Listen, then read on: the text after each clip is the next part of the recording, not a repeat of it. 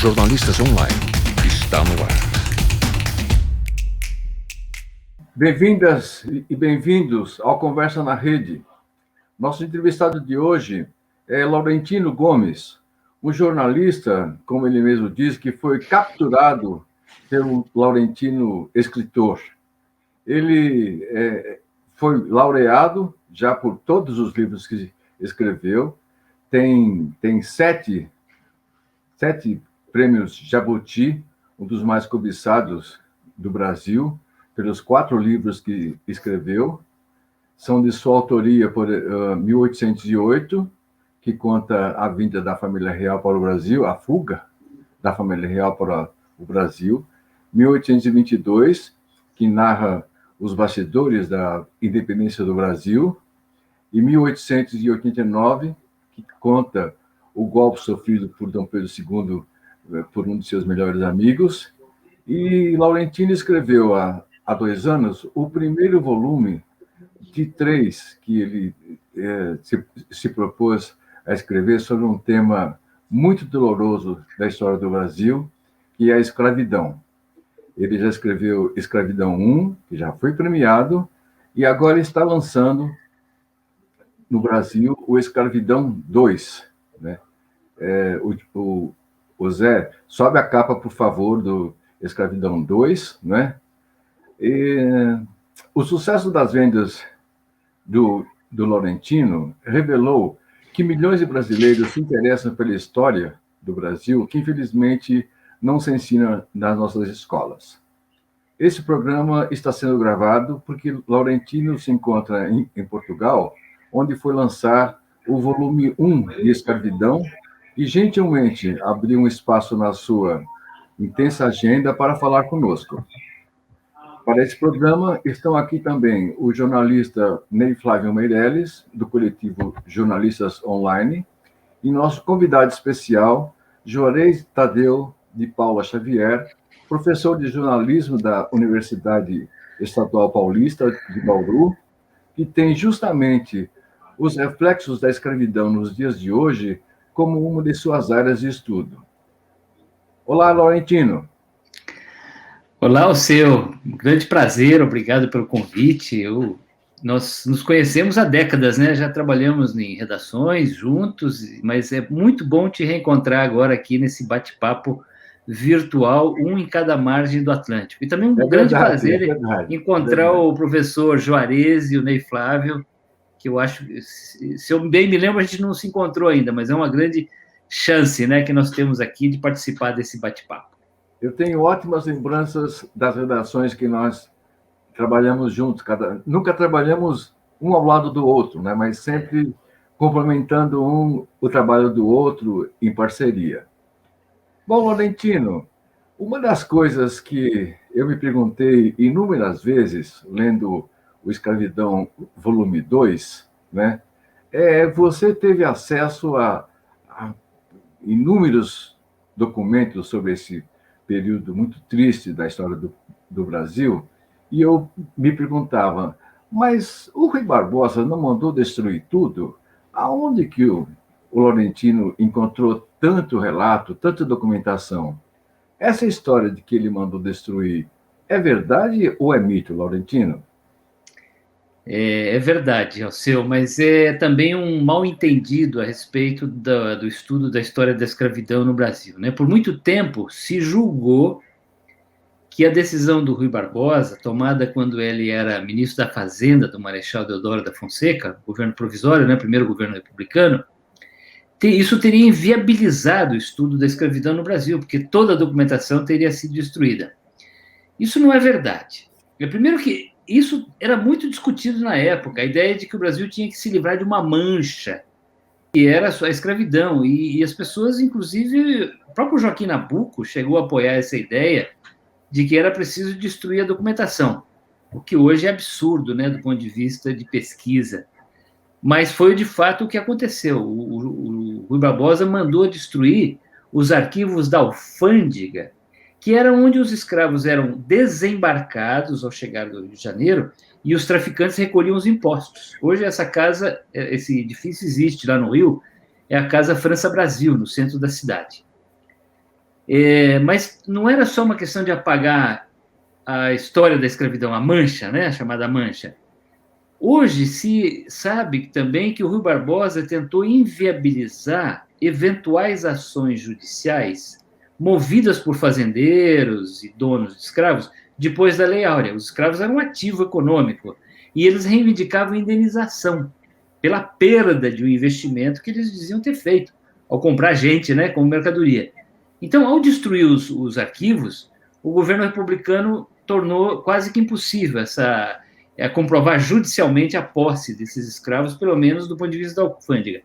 Agora, não é verdade que isso inviabilizou pesquisa histórica nessa área, porque sobrou muita documentação que hoje está sendo estudada com muito detalhe por historiadores no Brasil inteiro. Então, tem certidão de batismo, de casamento, de óbito, certidão de compra e venda, escritura, né? Como os escravos eram comprados e vendidos como se fossem mercadorias, isso tinha escritura passada em cartório.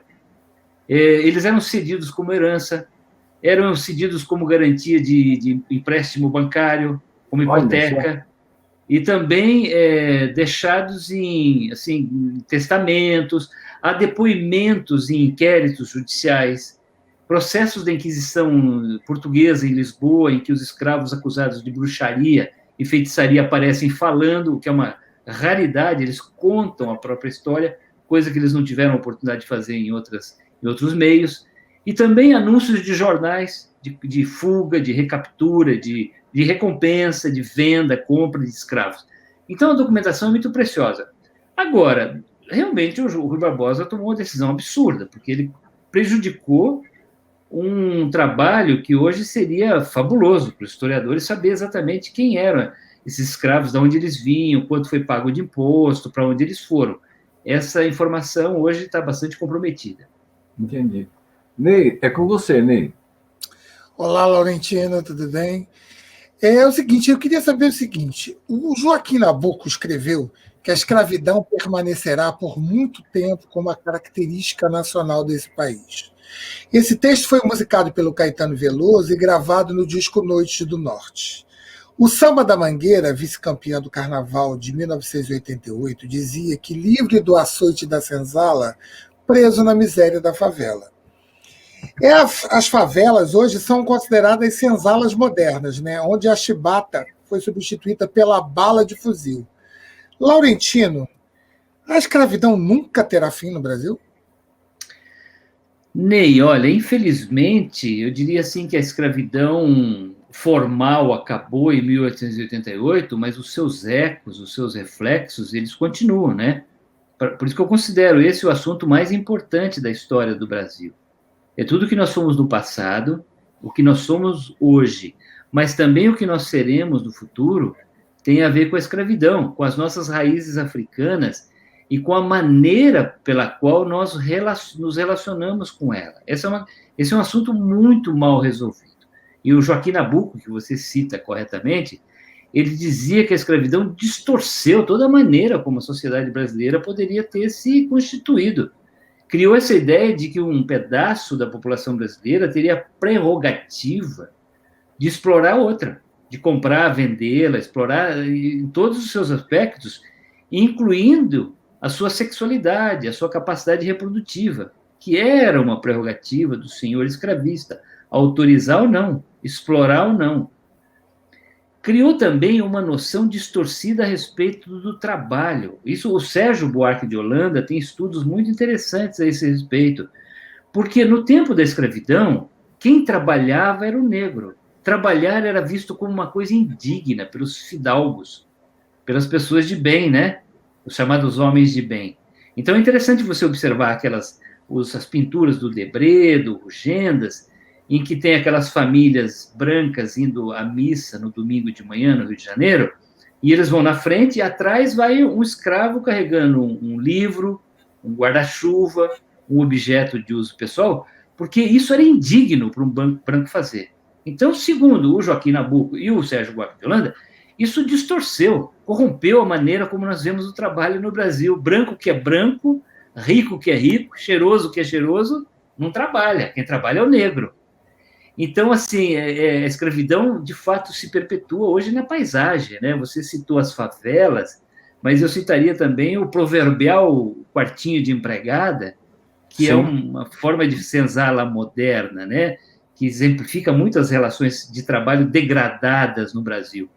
Mas também a gente poderia falar dos modernos porões de navios negreiros, que são as nossas penitenciárias, as nossas prisões, atulhadas por população negra, população afrodescendente, que não tem as mesmas oportunidades de defesa que um homem ou uma mulher brancos teriam perante um tribunal. Então, nós temos ainda hoje a perpetuação das senzalas, mas também dos porões dos navios negreiros. E é sobre isso que nós temos que nos debruçar e refletir, estudar, porque a gente tem que resolver isso, né? Inclusive, Laurentino, tem uma passagem na nossa história que não tem exatamente a ver com a escravidão, mas que o Barão de Mauá cometeu a imprudência de mandar fazer uma pá de ouro para o Dom Pedro II abrir a estrada de ferro, né?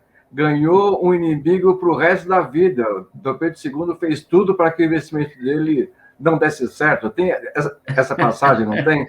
É isso, o Jorge Caldeira conta esse episódio na biografia do Mauá, né? E, de fato, assim, se para o fidalgo era indigno fazer um trabalho braçal, imagina o imperador, ainda que fosse numa ocasião solene, né, formal, de usar ali uma coisa simbólica, mas não pegou bem, não. Uma pá de ouro, era de ouro. Professor, é o senhor agora, por favor. Bom, Laurentino, para mim é um prazer poder participar desse bate-papo contigo, né, sobre a sua produção, seu trabalho, que eu admiro bastante. Né? Eu pensei um mecanismo para fazer uma vinculação entre o livro 1 e o livro 2 e pensar como é que pode ser o livro 3. Em relação ao livro 1, acho que tem um aspecto que me parece importante, é que ele evidencia questões que são fundamentais para compreender o Brasil hoje. Ele ajuda a compreender o Brasil hoje a partir de 3 conceitos que eu acho que estão muito presentes no seu trabalho e nas pré-condições apresentadas no livro 1. O primeiro é a questão da descartabilidade humana, esse processo brutal de escravização, um fluxo contínuo de mais de 3 séculos, e o processo brutal de genocídio das populações indígenas. Isso criou um conceito de descartabilidade humana, de setores muito pobres no Brasil, que a gente registra esses altíssimos índices de homicídio registrado pelo Fórum Brasileiro de Segurança Pública, né? O segundo aspecto que me parece importante é a ideia da subcidadania, né? O aspecto da colonização, o aspecto de você criar grupos sociais distintos pela marca do trabalho e do não trabalho, criou um grupo social no Brasil hoje que é subcidadão, não tem acesso aos direitos e à dignidade asseguradas pelos direitos legais constituídos, instituídos, inclusive pela Constituição. E o terceiro aspecto que me parece importante do livro 1 é essa ideia de que você construiu um espaço de não ser, os espaços onde há a suspensão absoluta do Estado Democrático de Direito e a suspensão dos direitos humanos. Essa percepção percebida que eu tenho do livro 1 corresponde à expectativa que você tinha ao produzi-lo? Corresponde sim, professor Juarez, e fico bastante feliz de observar, né, que o senhor teve um olhar bastante atento e sensível ao ler o meu trabalho.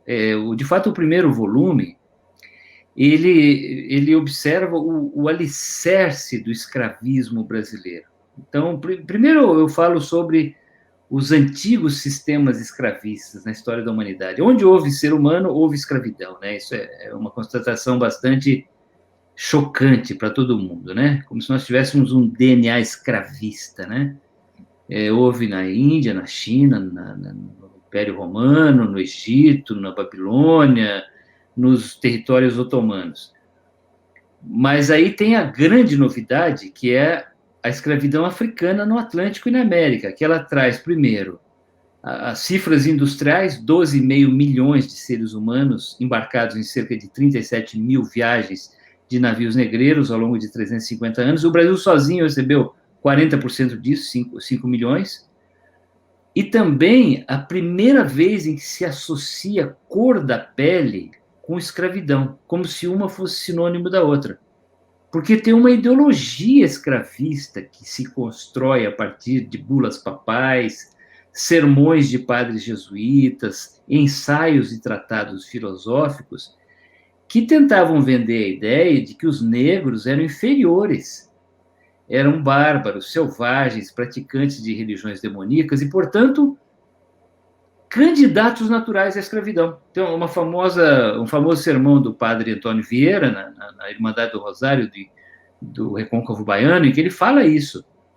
Hoje é irônico, né, ouvir isso, mas ele fala assim que os negros deveriam agradecer a Nossa Senhora do Rosário pela oportunidade de vir ao Brasil, na condição de escravos, obviamente. Então, assim, o primeiro livro ele tem um olhar muito sobre a África, porque para entender a escravidão no Brasil, eu preciso olhar primeiro para a África.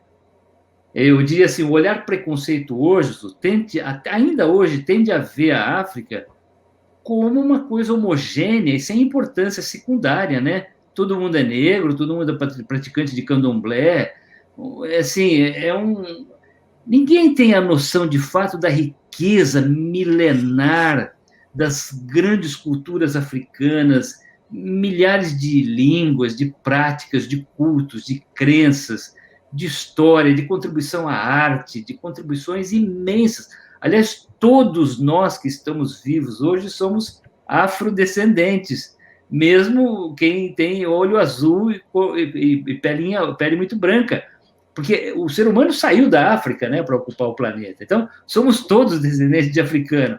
Então, olhar a África é fundamental para entender a complexidade, a pluralidade, a beleza da África que ia se criar no Brasil como consequência da escravidão, a beleza e o sofrimento da África. Então, o primeiro volume é isso, ele lança o alicerce. O segundo, eu diria que eu já mostro a construção da estrutura, né? Eu falo sobre o papel das mulheres, as religiões, como é que era o trabalho, como é que era a violência, a família escrava, fugas, rebeliões, ou seja, os diferentes aspectos da construção dessa grande, diversificada e, repito, bela e sofrida África que hoje nós temos no coração do Brasil. Então, é como se fosse uma construção de um prédio. Primeiro o alicerce, depois as estruturas.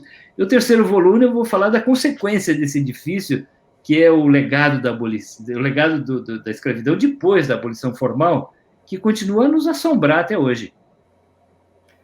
Bom, você que está nos assistindo, eu quero falar agora para pedir o seu apoio para apoiar o nosso programa e o coletivo Jornalistas Online. E, por favor, escreva no chat, dê o seu like, inscreva-se e aperte o sininho para ser avisado sempre que houver novidade na nossa programação. O seu apoio é muito importante para continuarmos a fazer as perguntas que precisam ser feitas e obter as respostas que têm que ser dadas. Conheça nossas páginas nas redes sociais e nos endereços que estão aparecendo agora na tela. O nosso endereço na web é fácil, é www.jornalistasonline.com.br.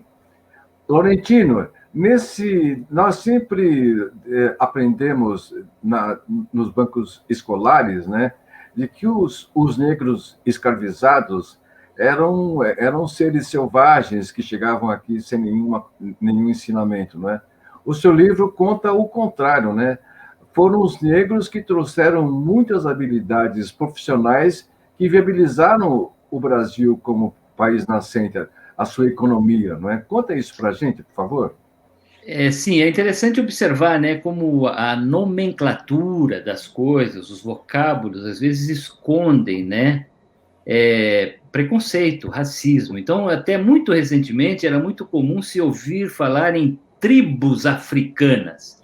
Tribo remete a uma coisa primitiva, selvagem, não civilizada, quando, na verdade, o que nós tínhamos na África eram impérios, grandes impérios, do Sokoto, o Império de Borgô, de Gana.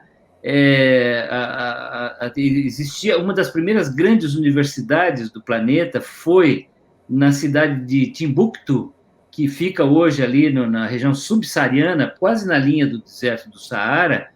Havia uma grande produção de ouro, de metalurgia, e o olhar preconceituoso, a historiografia eurocêntrica e ufanista tende a atribuir o protagonismo da construção do Brasil exclusivamente ao colonizador branco. Por esse olhar, o tráfico negreiro lidava com commodity, como se as pessoas, os corpos negros de homens e mulheres, fossem mercadorias, cujo valor dependesse apenas da idade, do sexo, do gênero, do vigor dos músculos, do vigor físico, como se fosse uma coisa, um commodity, uma mercadoria. Quando você olha no detalhe, você observa que vieram da África muitas tecnologias, conhecimentos que interessavam muito ao colonizador português, e o tráfico negreiro, que não era bobo, precificava isso de acordo com as diferentes especialidades e conhecimentos. Então, por exemplo, na região da Alta Guiné, onde hoje são o Senegal, a Gâmbia e a Mauritânia, havia especialização de criação de gado, de africanos pecuaristas, que vieram para o Piauí, vieram para o Ceará, vieram para o Rio Grande do Sul. Um pouco mais abaixo, ali na região da Guiné-Bissau, de Serra Leoa, a especialidade era o cultivo do arroz. E vieram para o Vale do Mearim, no Maranhão, para as duas Carolinas, do Norte e do Sul, trazendo uma tecnologia que os colonizadores não conheciam. No Congo e na Nigéria havia grandes mestres metalúrgicos, como havia em outras regiões também, coreiros, ou seja, especialistas em curtir couro, marinheiros, pescadores, mergulhadores especializados em encontrar pérolas marinhas, nas conchas marinhas, uma infinidade de especialidades. Mas uma das grandes tecnologias que interessavam muito aos portugueses no século XVIII era a capacidade de encontrar ouro e diamante. Os portugueses sabiam fazer açúcar, e bem, mas não sabiam achar ouro e diamante. Quem sabia eram os africanos. Então, entre aspas, né, uma das mercadorias mais valorizadas pelo tráfico negreiro era o chamado escravo-mina, que tinha esse nome não por acaso, porque vinha ali da Costa do Ouro, chamada também região da Costa da Mina, onde fica a República de Gana, Togo, Benin, em que havia grande exploração de ouro desde antes da chegada dos portugueses, e o povo Akan, no interior de Gana, era especialista no refino de ouro e produção de moedas de altíssima qualidade. Então, assim, o escravo-mina era muito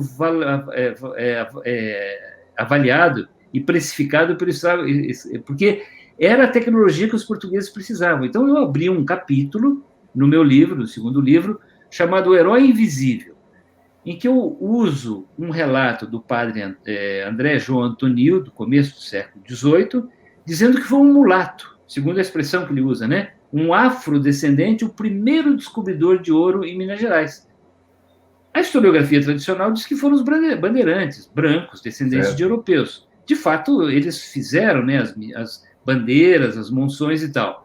Mas nessas bandeiras, o conhecimento era africano. Então, não é por acaso que este homem negro ou mestiço, provavelmente fosse um escravo-mina, foi o primeiro descobridor de ouro em Minas Gerais. E salvou o rei de Portugal, Dom João V, no momento que o Império Português estava destroçado pelas guerras contra os holandeses, pela União Ibérica. Então, foi um africano, eu não sei se escravizado ou liberto, que salvou o reino de Portugal. Mas isso a gente não sabe, é um herói anônimo, não tem o nome, onde ele nasceu, onde ele morreu. O que passa para a história é o Borba Gato, Fernão Dias Pais Leme e outros personagens, né? Certo, certo. Professor, é o senhor de novo, por favor. Bem, Laurentino, seu trabalho tem vários vieses possíveis, né? Eu quero tentar aqui um aspecto importante do livro 2, que é o debate, que eu acho que é fundamental, estrutural, que é a questão do estigma da cor da pele. Né, como foi trabalhado, como foi pensado, da base para se pensar nos conceitos modernos da luta contra o racismo, que é o racismo sistêmico, né, que tem características fundamentais. Ele funda as instituições da sociedade brasileira, dá para a gente perceber isso no livro 1808, né, ele está presente nas fundações dos mecanismos de coerção e persuasão do Estado, ele estrutura o acesso à riqueza, né, ao bem material, ao bem econômico, ao espaço, à organização social, E ele replica o preconceito, o racismo e a discriminação em toda a estrutura social. Então, é possível, parece, observar uma aproximação, uma conexão entre o livro 2 e o 1808. Quer dizer, como é que você lidou com isso? Como é que você trabalhou com esses dados que nos apresentam hoje a possibilidade de compreender o racismo sistêmico a partir de uma lógica constituída na história do Brasil?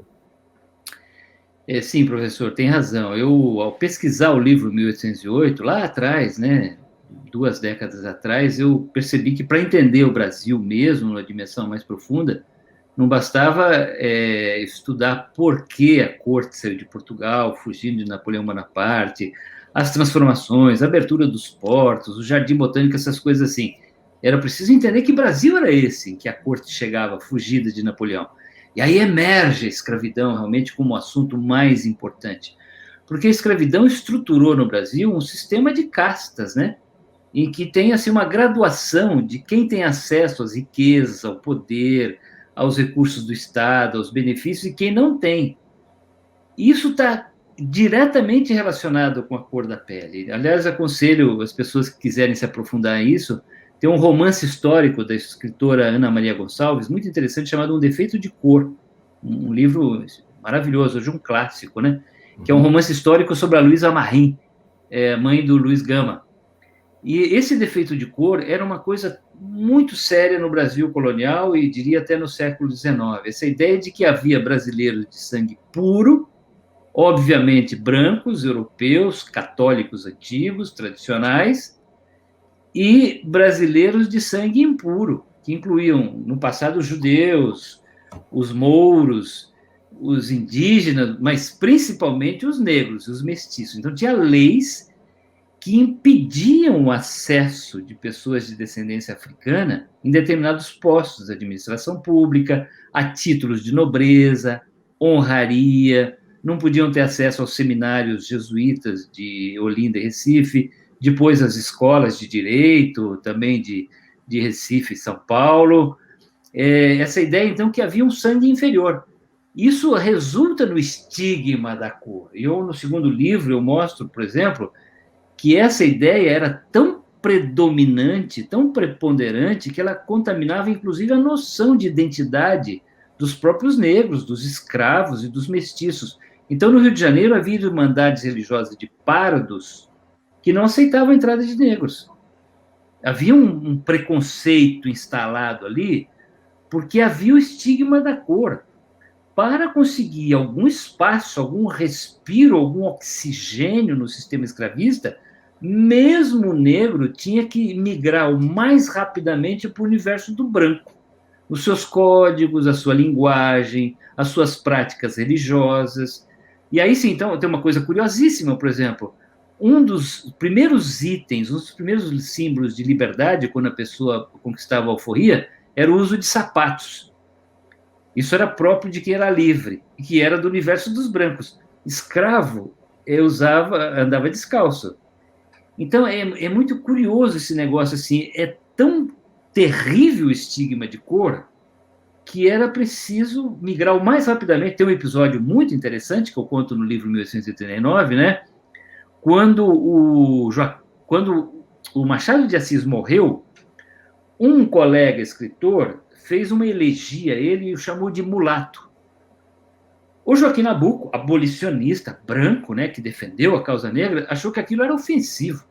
Não, o Machado de Assis não pode ser chamado de mulato, no fundo ele era branco, quando hoje se sabe que o Machado de Assis era negro, ele era mulato, mas olha o estigma de cor, né? Mesmo intelectuais, fundadores da Academia Brasileira de Letras, qualquer associação com a cor negra ou mestiça era ofensiva. E eu diria que isso é prevalente no Brasil ainda hoje, né? Uma boa parte do mundo branco brasileiro acha que o negro é inferior.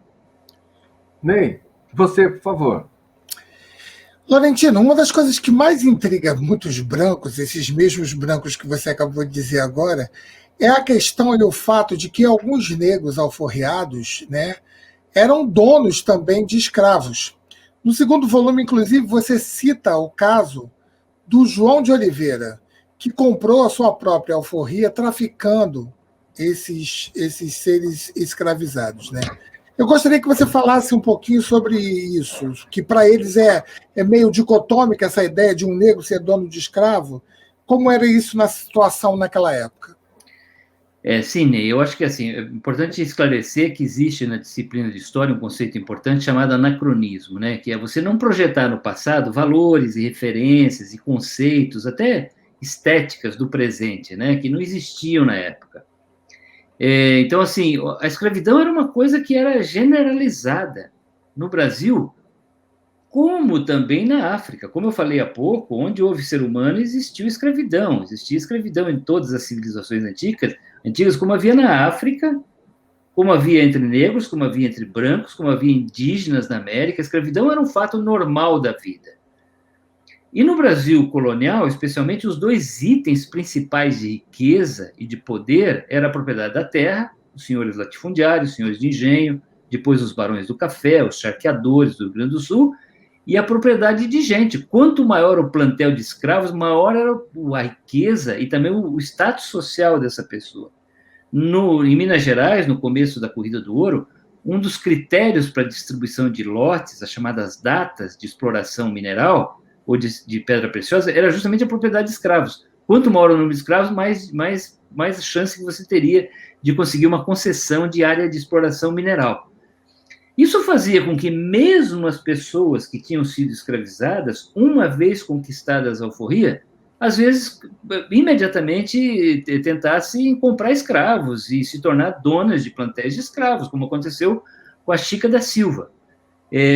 Então, assim, isso mostra a complexidade do sistema escravista, né? Não era, assim, uma coisa tão simples de entender. Era uma coisa complexa, com valores e referências que desafiam a nossa compreensão de hoje. Você já citou fez várias menções a expressões que me remetem aos dias de hoje. Você citou o herói invisível, né? Ser invisível é justamente eu tenho vários amigos negros.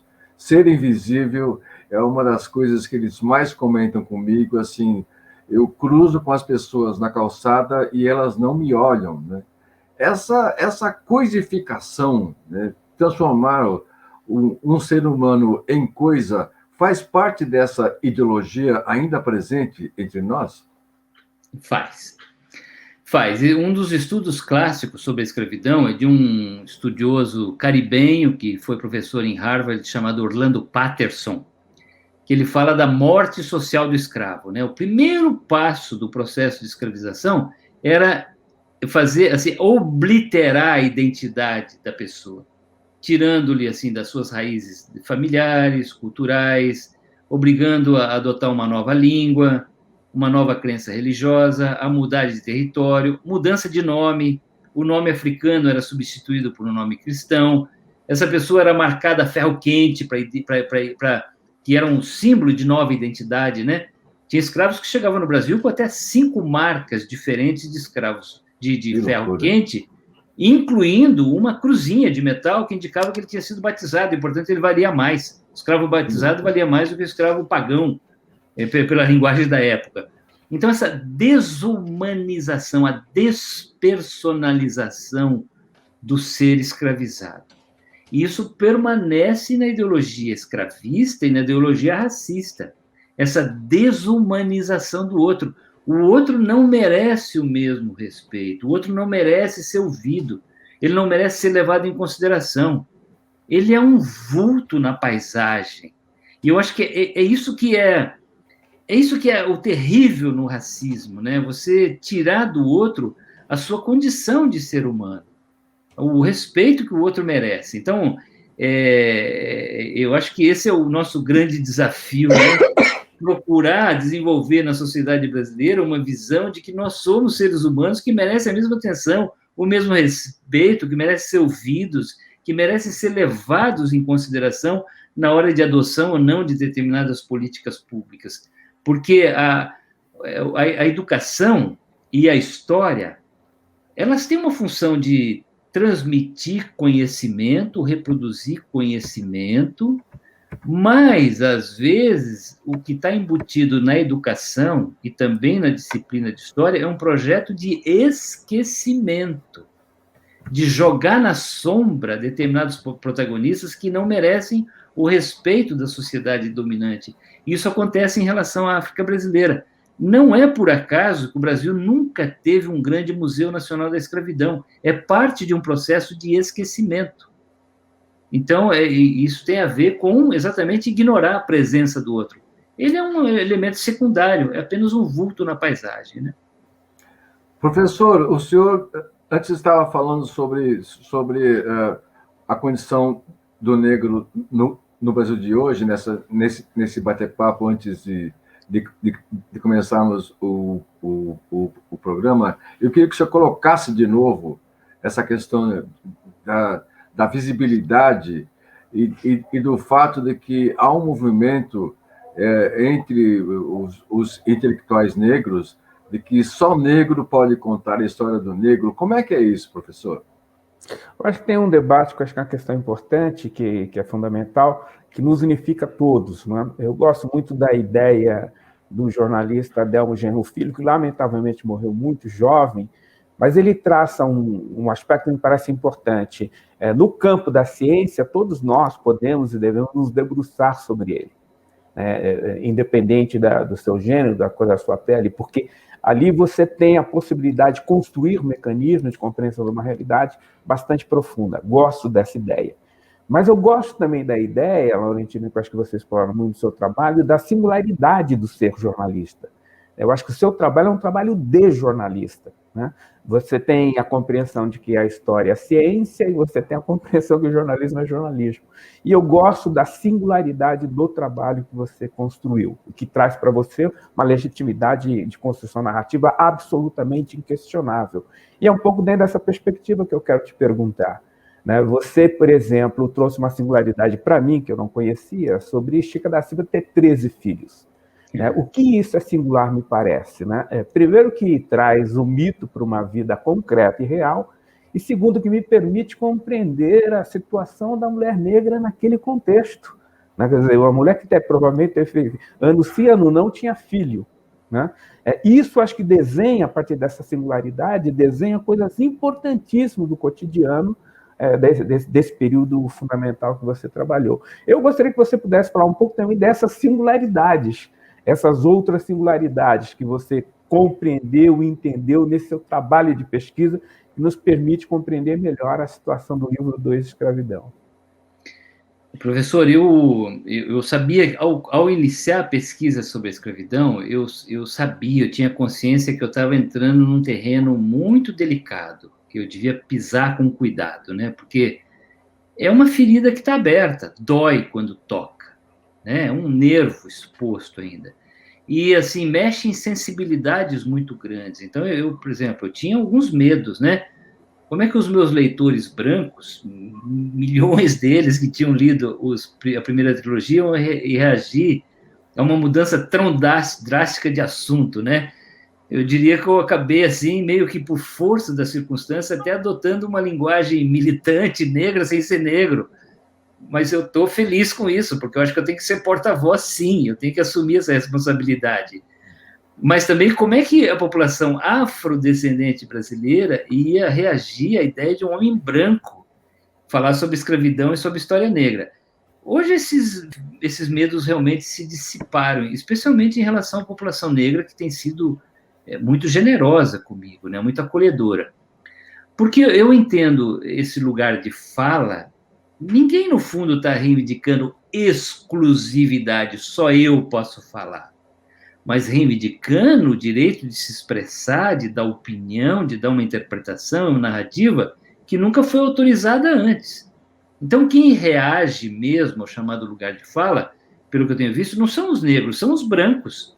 Os brancos é que ficam assustados, né? Que esse povo nunca falou nada, nunca teve direito de falar, agora está querendo falar também, e está questionando vocábulos no dicionário, se eu posso falar escravo, escravizado, mulato ou não, e denegrir ou não. Assim, existe um susto no universo branco com o lugar de fala negro. Agora, eu acho que no meu caso, seria assim uma omissão da minha parte se eu dissesse o seguinte: não, os negros reivindicam esse assunto só para eles, então eu não vou tocar nisso. Não é meu assunto. Seria uma omissão, uma coisa horrorosa, porque escravidão é assunto de todos nós. Todos nós que estamos vivos no Brasil hoje somos herdeiros da escravidão, ou como escravizadores, ou como escravizados, ou, no meu caso, como descendente de imigrantes italianos que chegaram ao Brasil para substituir a mão de obra escrava. Então, assim, refletir sobre a escravidão é dever de todos nós. E eu acho que o que nós precisamos é ouvir o outro mais, né?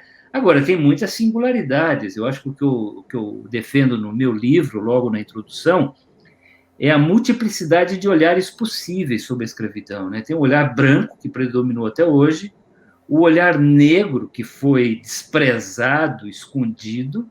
São raras as vozes que conseguiram realmente se expressar no passado, como Clóvis Moura, Abdias do Nascimento.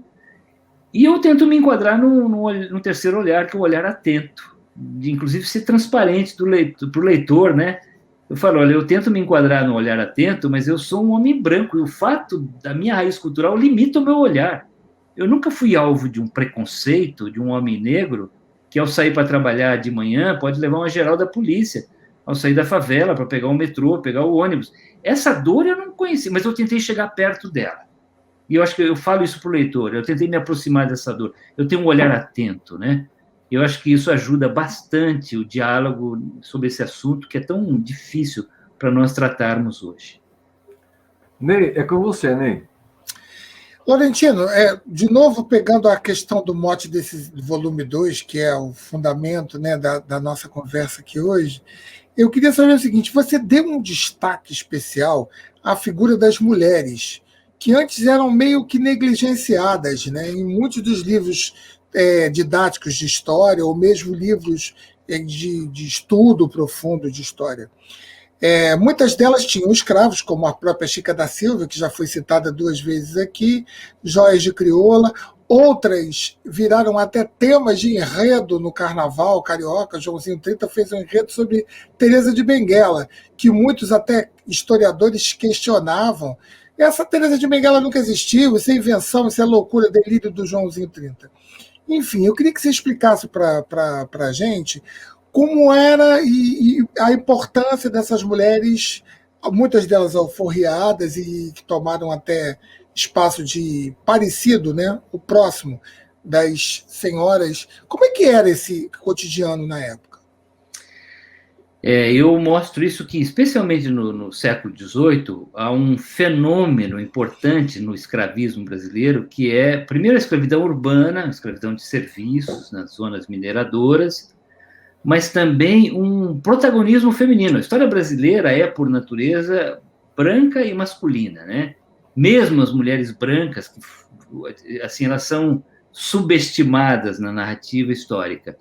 Mas as mulheres negras, elas foram protagonistas de muitos fenômenos do escravismo, chegaram a assim, ser donas de... Algumas chegaram a ser donas de mineração em Minas Gerais, ajudaram na criação de gado, fundaram irmandades religiosas, fundaram candomblés, constituíram famílias, algumas se rebelaram, foram chefes de quilombo. Existem registros históricos que se referem a rainhas de quilombos em Goiás, no Mato Grosso, no interior de Minas Gerais, ou seja, uma liderança. Existem mulheres que protagonizaram rebeliões de escravos, por exemplo, importantes no século XIX, no Vale do Paraíba, em meados do século XIX, teve uma rebelião liderada por um homem chamado Manuel Congo, e uma das suas parceiras protagonistas era uma mulher, que liderou ali uma coisa impressionante. Mas isso fica na sombra. E quando fica na sombra, às vezes emerge mais um mito, né? Como Teresa de Benguela, a Luísa Marim, que eu já citei. Desculpe. O próprio Zumbi. O próprio Zumbi. O Zumbi é um caso muito interessante. Aliás, em Palmares, toda a documentação histórica sobre de Palmares é branca, das expedições enviadas contra o quilombo por portugueses e holandeses. Não existe um único depoimento, um único documento a partir dos próprios quilombolas. Então fica muito difícil você ver o que é mito, o que é realidade. às vezes é apenas construção de imaginária, como, por exemplo, o Décio Freitas fez uma biografia do Zumbi, que aparentemente ele inventou, não tem documentação a respeito disso. Mas, assim, o papel das mulheres é inquestionável, realmente, e muitas delas... Assim, o curioso é, por exemplo, a imensa maioria dos processos de alforria no Brasil vem por parte das mulheres, porque elas foram as que mais lutaram para conseguir esses espaços mínimos de respiro, de oxigenação dentro do sistema escravista, especialmente para constituir família, para impedir que, na hora de venda, o senhor escravocrata não vendesse o marido para um lado e a mulher para o outro, o filho separasse a família. Então, são coisas... E algumas, sim, algumas conseguiram grande proeminência social e até se tornaram donas de escravos, como é o caso da Chica da Silva. Professor, é o senhor.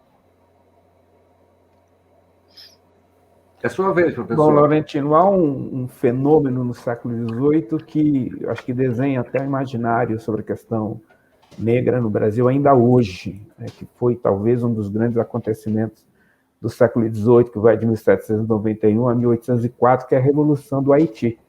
A Revolução do Haiti ela é uma marca extraordinária no século XIX, no século XVIII, e tem um impacto brutal em todas as Américas, né? Há uma revolução radical, há uma ação política radical, há uma constituição extraordinária, pouco estudada sobre a Constituição do Haiti, e teve um papel importante, em especial nos mecanismos do aumento da repressão política aos movimentos sociais no Brasil e a brutalidade de lidar com a questão negra, né? Como é que você observa esse fenômeno nesse singular século XVIII, né, que tem um papel importante ainda presente em nossa realidade social ainda hoje? O século XVIII ele é o auge do escravismo na América e no Brasil, mas ele é também um século revolucionário, né? O século do iluminismo, dos filósofos, dos enciclopedistas, que defendiam uma nova maneira de organizar e governar a sociedade humana. Então, é o chamado século das luzes.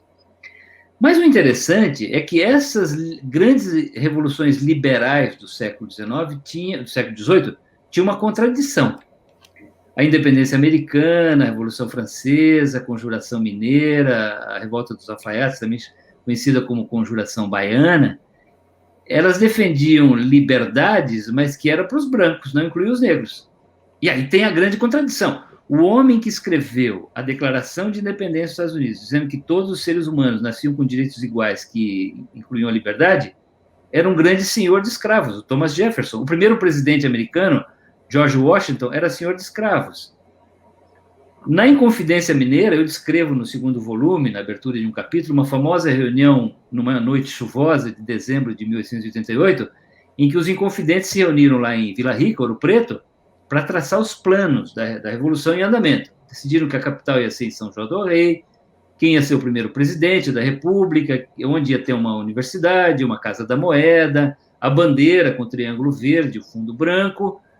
E aí, na hora que a coisa chegou na escravidão, a conversa empacou, porque essa república não se viabilizaria sem mão de obra cativa. Minas Gerais era, na época, a maior concentração de pessoas negras no continente americano.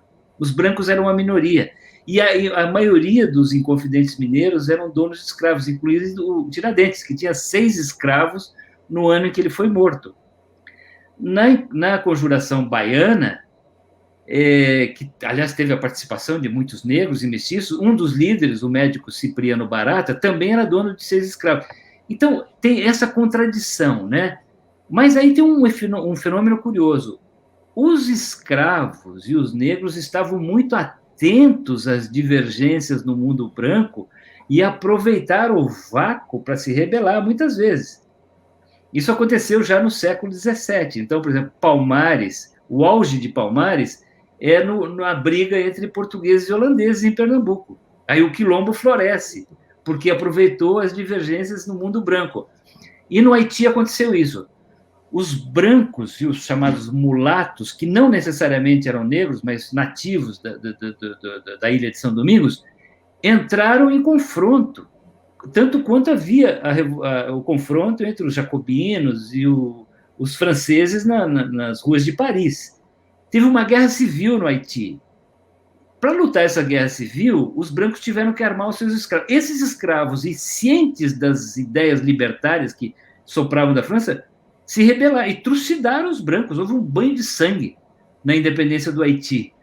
Isso assustou profundamente a elite escravista na América inteira. Então, no Brasil, por exemplo, havia o medo do chamado haitiísmo. Por quê? Era a imensa maioria da população. E isso explica, por exemplo, por que o Brasil foi para uma via totalmente heterodoxa na independência, que é se manter como monarquia por mais 67 anos.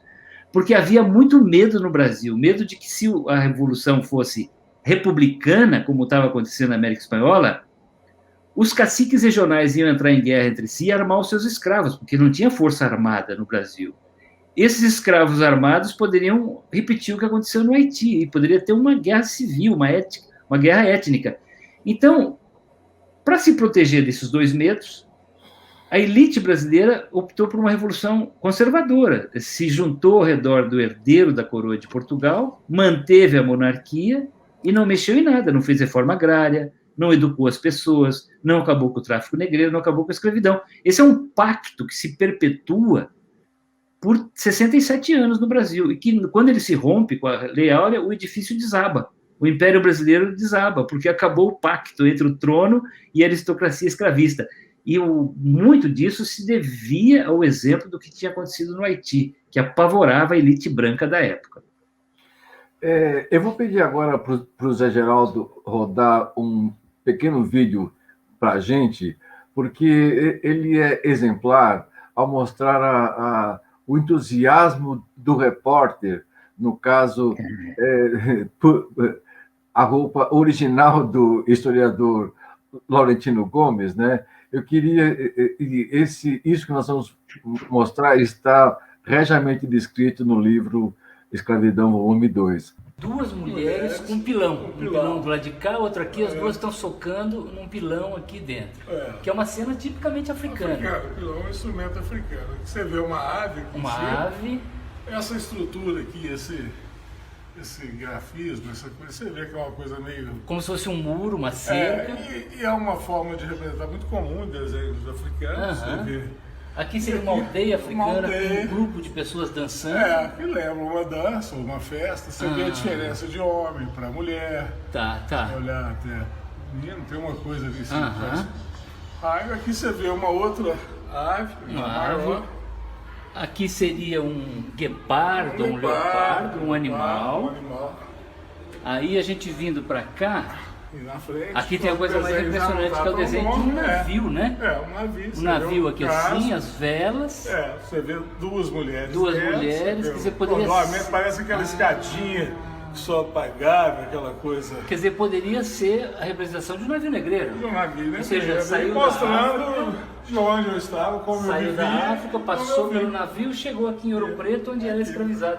Impressionante essa história. Eu brinco que é uma extensão do mole do Valongo, do Cais do Valongo aqui em Ouro Preto. É isso, Ô, Laurentino, é contagiante a sua alegria ao se deparar com aquele tesouro, né? Ali eu estou em companhia de um empresário chamado Felipe Passos, que aliás é dono de um restaurante muito bom lá em Ouro Preto, chamado Benê da Flauta, e do atual prefeito, Ângelo Osvaldo. E a gente está analisando uma descoberta sensacional que foi feita em Ouro Preto alguns anos atrás, que é, durante a reforma de um antigo casarão na Rua Direita, ali no centro da cidade, os operários descobriram uma série de inscrições debaixo do reboco, de onde tinha sido uma antiga senzala. E o que está sendo contado ali é uma história na forma de grafia, assim, gravada na parede, de uma travessia da África para o Brasil. O que é uma coisa incrível, porque existem pouquíssimas narrativas de histórias de pessoas que foram escravizadas. Aliás, só tem uma única biografia escrita por um escravo que passou pelo Brasil, que foi o Mohamed Baquaqua, que depois foi para os Estados Unidos e se tornou abolicionista. É a única biografia. Nesse caso, tem aparentemente um africano usando códigos africanos para descrever a sua história no barroco, que estava escondido, ficou durante séculos escondido dentro de uma antiga senzala. E eu fiquei absolutamente fascinado, porque é uma descoberta sensacional, é uma coisa assim que mostra que essas pessoas não eram tão ignorantes quanto o olhar preconceituoso procura descrever, elas queriam contar a sua história. Aliás, tem uma gravura, um quadro do Rugendas, que mostra o desembarque de um grupo de pessoas escravizadas no Rio de Janeiro, e no cantinho direito, no cantinho esquerdo, tem alguém gravando alguma coisa na parede, que aparentemente esse hábito era mais comum do que se imaginava. E eu tô deslumbrado com essa descoberta. Então, eu usei isso para abrir um capítulo em que eu falo das muitas Áfricas brasileiras que ficaram cifradas dentro do casario, dentro do patrimônio histórico e cultural do Brasil colonial. Isso, no dia seguinte a essa visita, eu acompanhei um guia turístico especializado numa visita à igreja de Santa Efigênia, lá em Ouro Preto. E aí foi fascinante de novo. Porque se você chegar com um olhar não treinado, mal informado, você parece que o barroco mineiro é a mera reprodução do barroco português. Não, lá teve a contribuição de mestres, pintores, escultores, arquitetos negros escravizados, e está cheio de simbologia africana. Então você vê o véu de Iansã, tem concha marinha de Iemanjá, tem o casco de Xangô, dentro do barroco mineiro, o que é uma coisa realmente sensacional. Então eu fiquei encantado, e eu acho que na hora que você se encanta com a reportagem, você transmite esse encantamento para o leitor. Ele sente o que você sentiu na hora que você está apurando a reportagem, né? Exatamente. Professor, tem mais alguma questão? Tem uma coisa que eu achei fantástica no livro 2, que foi citado agora, sobre as várias Áfricas, né? Uma das formas de mantê-las é um mecanismo importante, que é a oralidade, né? Já foi objeto de debate, discussão na história geral da África, o papel que ela teve na edição daqueles grandes livros editados pela Unesco, né? É uma pergunta que, para mim, é curiosa. Imagino que você, ao chegar nesses espaços em que a oralidade ajudou a construir identidades, né, tem um impacto diferente. Eu queria saber qual o papel, a importância que essa estratégia africana de preservação dessas Áfricas, do Brasil em especial, a oralidade, teve no seu trabalho. Além dos documentos, além dos artefatos, né? A oralidade, que ponto ela teve na moldura do seu trabalho? Professor, por isso que eu faço reportagem, né? Eu poderia, obviamente, escrever um livro sobre escravidão só visitando biblioteca, museu, mas eu acho que ficaria uma história pasteurizada e previsível, né? O que faz a diferença é ir ao local em que as coisas aconteceram e conversar com as pessoas. Porque você vê histórias, você vê interpretações, narrativas que nem sempre estão nos documentos. Então, por exemplo, eu visitei Quilombo, na Serra da Borborema, na Paraíba, e vi coisas incríveis lá. Tem um quilombo chamado Cruz da Menina, só feminino. É um quilombo de mulheres, porque os homens foram embora trabalhar na construção civil devido à seca. E até algum tempo atrás, quando ouviam algum barulho de fora, um ruído de motor, alguma coisa, as crianças eram orientadas a se esconderem. Isso agora, até anos atrás. Ou seja, olha que coisa interessante elas me contarem isso, esse hábito de instintivamente se esconder quando um estranho está chegando, porque o quilombo era um lugar... Vizinho tem o quilombo de Caiana dos Crioulos, que se dividiu em dois. Uma parte está em Pedra de Guaratiba, no Rio de Janeiro, e são os homens, é um quilombo masculino, aliás, chamado de Caiana dos Crioulos. Eles são porteiros, eles são seguranças, são peões na construção civil.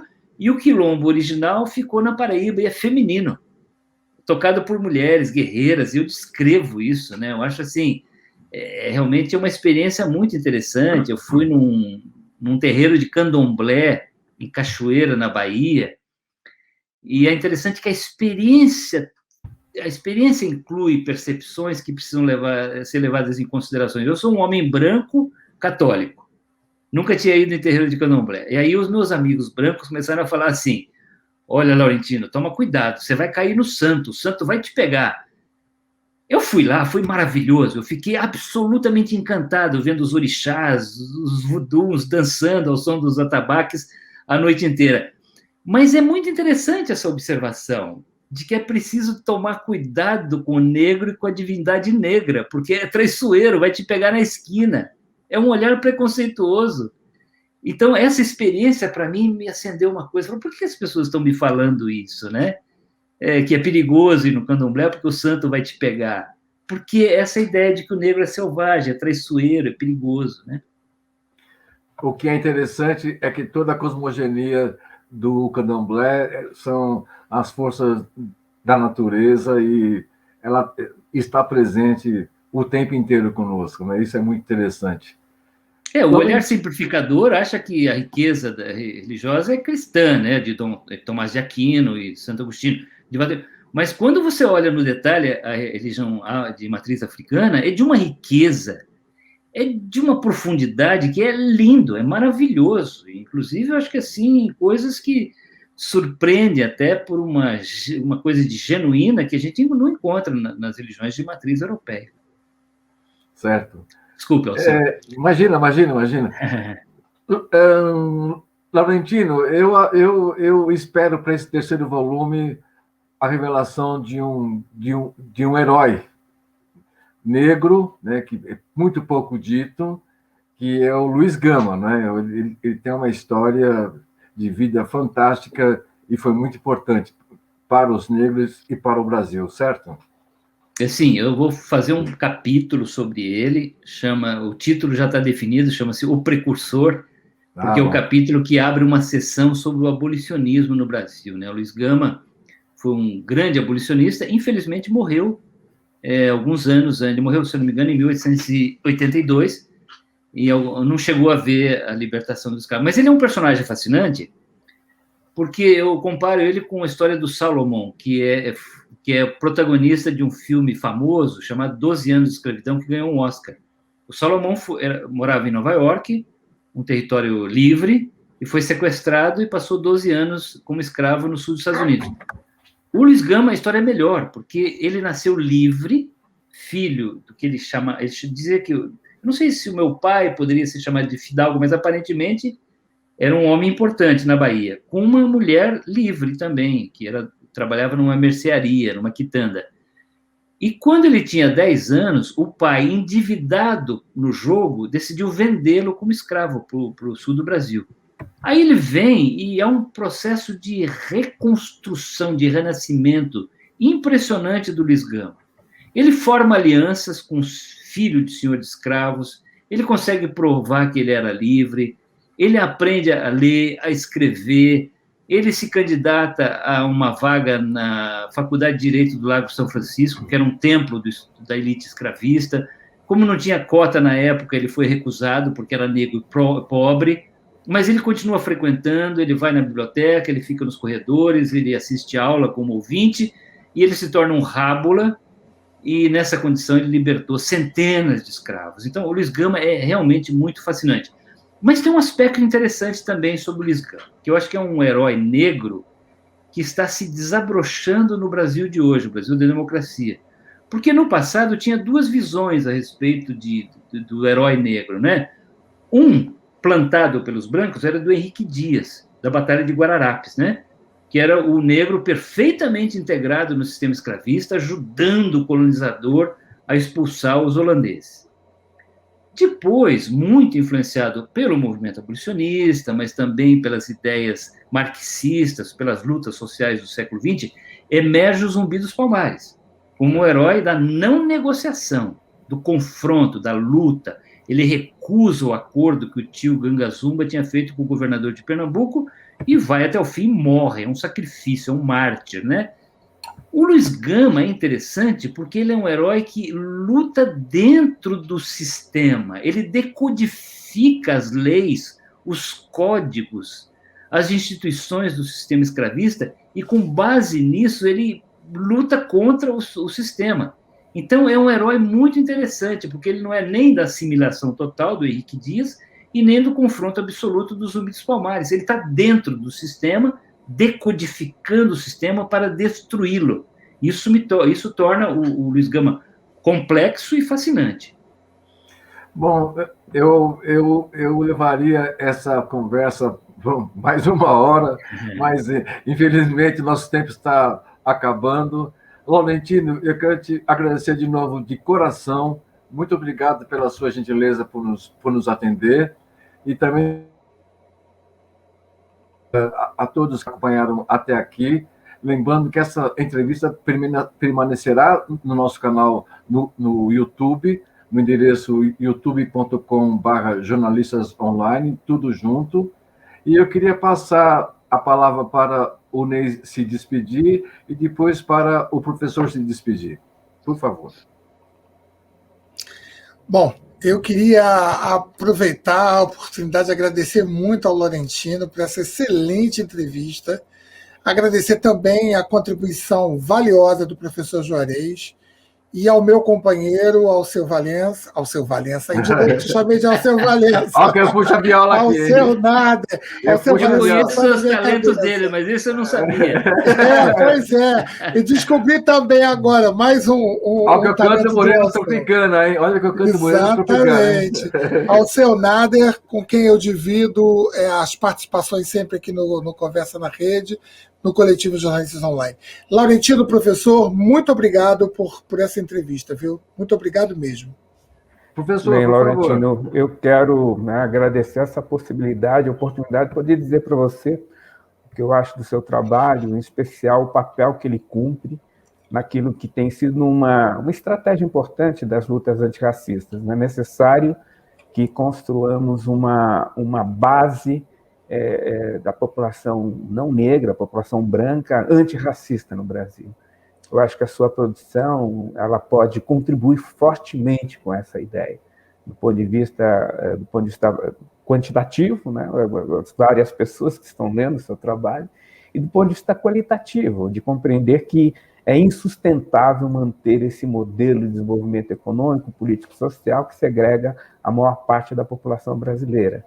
Então, é um prazer poder ter participado desse debate com o Alceu, com o Ney, mas, acima de tudo, poder dizer para você que eu considero o seu trabalho extremamente importante para a construção daquilo que tem sido um dos objetivos do movimento social de negros, que é construir uma base antirracista, de enfrentamento ao racismo junto à população não negra brasileira. Né? Parabéns e sinto-me honrado de poder participar desse nosso bate-papo. Laurentino. Bem, primeiro eu queria agradecer. Eu acho que foi um bate-papo muito qualificado, mais por mérito dos entrevistadores do que do entrevistado. Que isso? Que isso? Mas para mim foi uma honra. Professor Juarez, muito obrigado por essas palavras finais. Eu acho que assim, eu assumo essa responsabilidade, eu sei que ela é importante, assim. Ninguém escreve um livro sobre escravidão e vai passear na praia, né? Você é chamado para dentro de um campo de batalha. Tem consequência política escrever um livro sobre escravidão e eu não posso fugir dela, né? Seria, assim, meio absurdo eu escrever livro sobre escravidão e virar bolsonarista. Então, assim, tem consequência política e eu assumo essa consequência política porque eu acho que é um dever, né? É uma consequência do meu trabalho. Muito obrigado. Bom, muito boa noite a todos e não percam na próxima segunda-feira mais um programa do Jornalistas Online, Política e Democracia. Boa noite a todos e a todas e um ótimo final de semana. Muito obrigado. Obrigado.